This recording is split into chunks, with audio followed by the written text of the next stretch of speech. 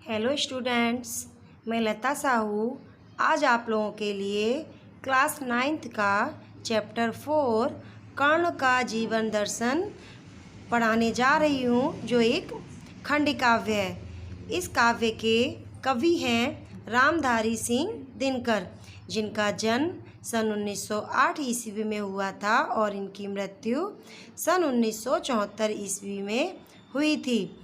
हिंदी के सुप्रसिद्ध कवि रामधारी सिंह दिनकर का जन्म बिहार के मुंगेर जिले के सिमरिया नामक गांव के एक किसान परिवार में हुआ था।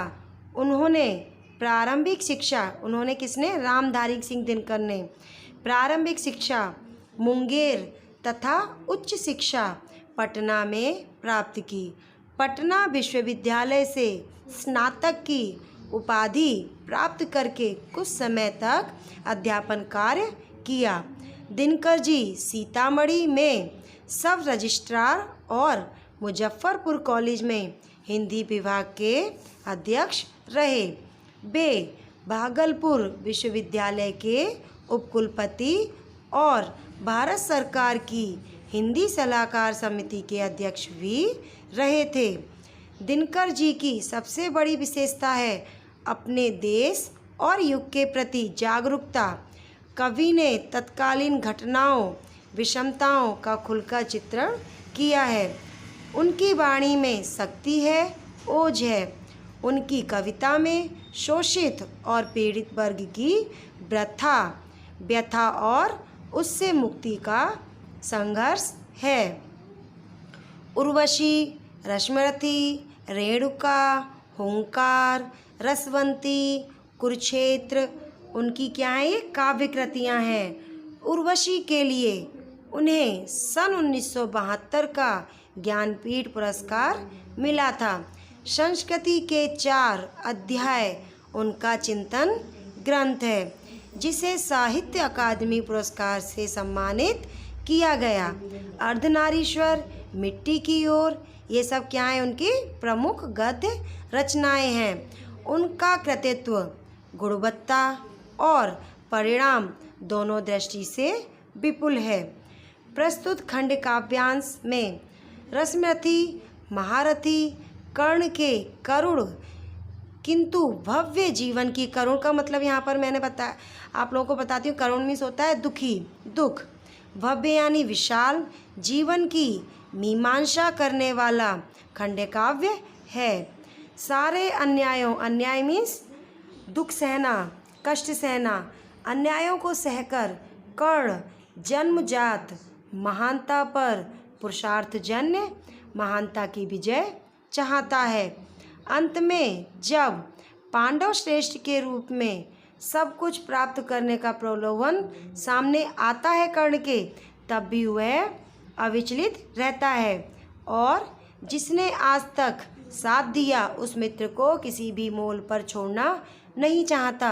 यहाँ पर कर्ण का मित्र है दुर्योधन, जो आप लोग अभी टीवी पर महाभारत चल रही है उसमें आप देखते होंगे कर्ण के बारे में, और कर्ण की दुर्योधन की मित्रता भी उसमें बताई जाती है। तो इसमें वही बताया गया कि कर्ण किस प्रकार अपने मित्र की सहायता करते हैं और उनके लिए सब कुछ छोड़ने के लिए तैयार हो जाते हैं। उन्हें किसी बात का लोभ लालच नहीं है।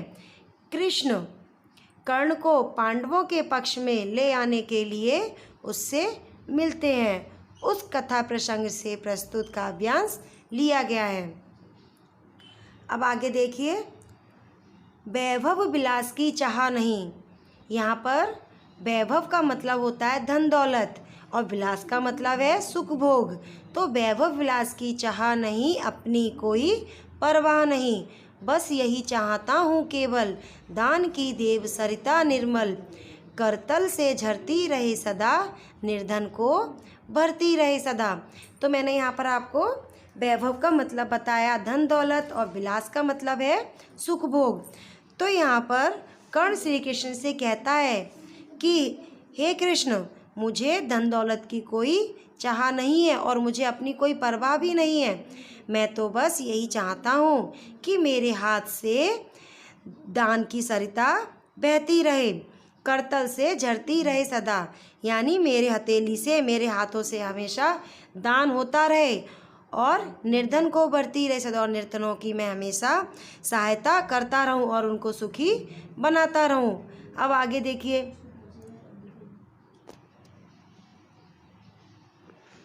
तुच्छ है राज्य क्या है केशव, पाता क्या नर कर प्राप्त विभव, चिंता प्रभुत अत्यल्प हास, कुछ चाकचिक्य कुछ छड़ विलास। तुच्छ मतलब होता है यहाँ पर, तुच्छ होता है थोड़ा बहुत।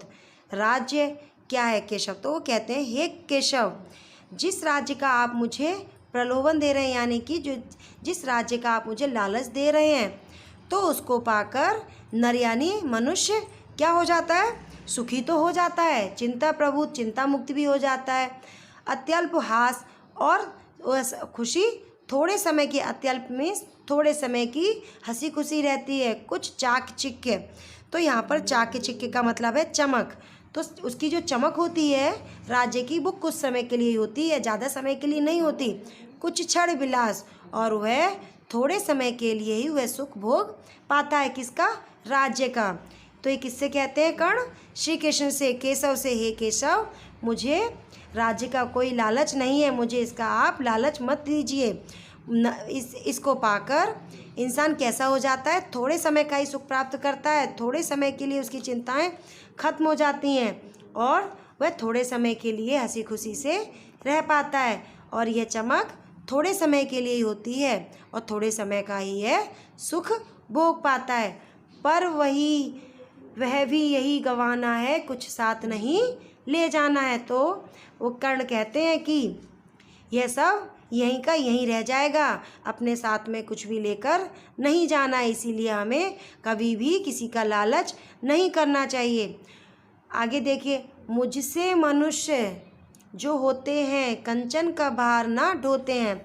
तो वो कहते हैं हे कृष्ण, कर्ण कहते हैं हे कृष्ण, उसके जैसे मनुष्य सोने का भार नहीं ढोते, सुख वैभव का जीवन नहीं बिताते। वे लोगों में क्या बांटते हैं, पाते हैं धन बिखेरने को, लाते हैं रतन लुटाने को। तो वो लोगों में क्या बांटते हैं, धन की प्राप्ति क्यों करते हैं, लोगों में बांटने के लिए। और बहुमूल्य वस्तुएं यानी बहुत मूल्यवान वस्तुएं किसके लिए रखते हैं अपने पास, लोगों में लुटाने के लिए, बांटने के लिए, उनके खुद के लिए कुछ नहीं होता। तो कर्ण कहते हैं हे कृष्ण, मुझ जैसे मनुष्य क्या करते हैं, कंचन का भार नहीं ढोते। वह धन केवल किसके लिए पाते हैं, लोगों को जो निर्धन है उनमें बिखेरने के लिए। और बहुमूल्य वस्तुएं या मूल्य किसके लिए होते हैं, दूसरों को लुटाने के लिए, निर्धन को देने के लिए। जग से ना कभी कुछ लेते हैं, दान ही हृदय का देते हैं। वो जग से यानी संसार से कुछ नहीं लेते, कभी कुछ नहीं मांगते, केवल दान ही करते हैं और अपने हृदय से भी दान ही करते हैं, यानी कि दुखियों पर दया ही करते हैं। अब आगे देखिए, प्रसादों के कनकाब सिगर, होते कबूतरों के ही घर। यहाँ प्रसादों का मतलब क्या है, महल। कनकाब मीन्स होता है सोने जैसी चमक, शिखर यानी चोटी। तो कर्ण कहते हैं हे कृष्ण, ये जो महलों की जो चोटी होती है, सोने की चमक वाले जो महल होते हैं, उन पर होते कबूतरों के ही घर, उन पर केवल कबूतर ही अपना घर बनाते हैं। महलों में गरुड़ ना होता है, गरुड़ कभी भी महलों में नहीं होते। यहाँ गरुड़ वो खुद के लिए कह रहे हैं, कर्ण ने खुद के लिए गरुड़ बताया है, इसमें अपने लिए क्या बताया है, गरुड़ बताया है। तो वो क्या बोलते हैं, महलों में गरुड़ ना होता है, मैं कभी भी गरुड़ महलों में नहीं रहते। कंचन पर कभी न सोता है, कंचन का मतलब क्या होता है, सोना, और कभी भी गरुड़ सोने पर नहीं सोता है।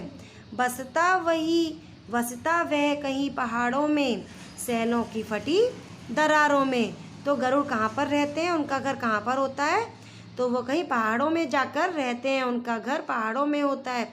सैलों की फटी दरारों में, सैल क्या होती है, चट्टान, चट्टानों की जो फटी दरारें होती हैं उनमें गरुड़ रहते हैं।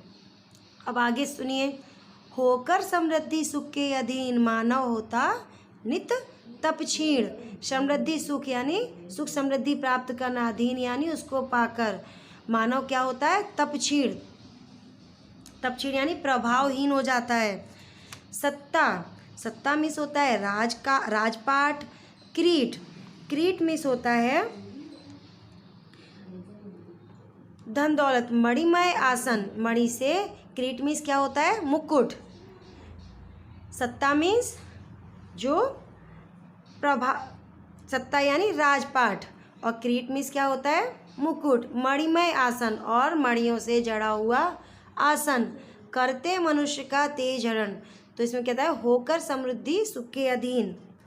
तो इसमें कहते हैं कर्ण कृष्ण से कहते हैं धन दौलत के सुख का गुलाम बनकर मनुष्य अपना तप तेज खो देता है।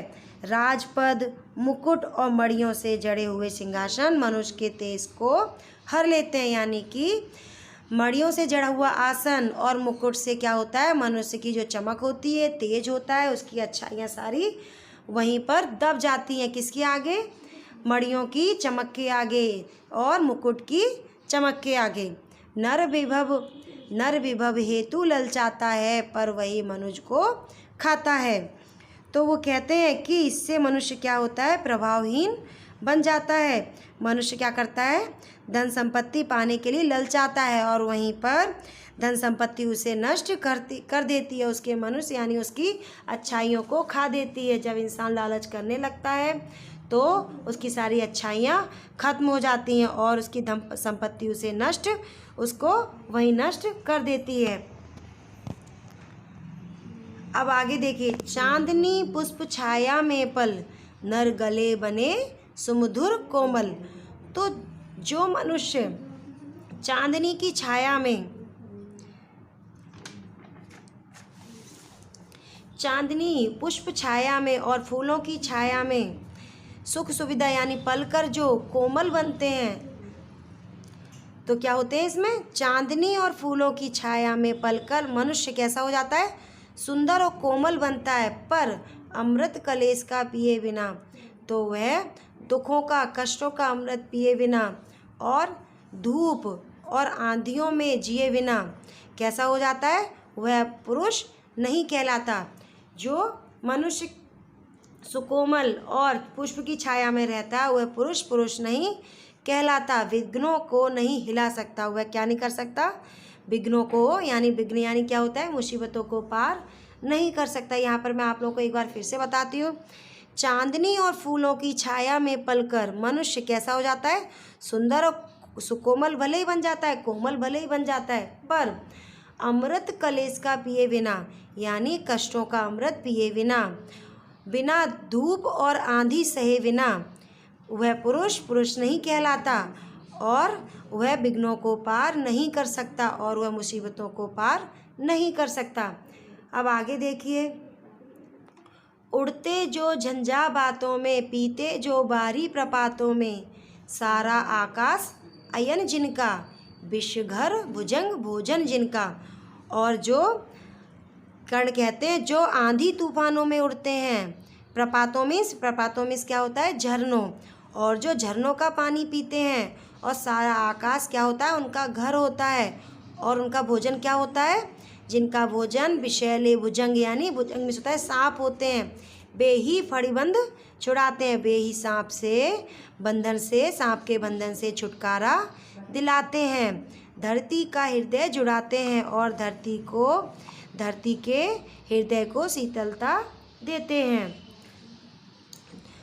मैं आगे देखिए, मैं गरुड़ कृष्ण, मैं पक्षी राज, सिर पर न चाहिए मुझे ताज, दुर्योधन पर है विपद घोर, सकता ना किसी विष उसे छोड़।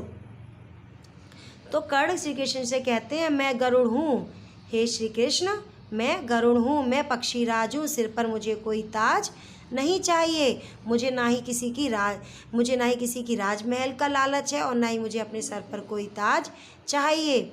मेरे मित्र दुर्योधन पर विपत्ति आई हुई है, घोर मुसीबत आई हुई है, मैं उसे किसी भी कीमत पर किसी भी विषय में किसी भी तरह छोड़ नहीं सकता।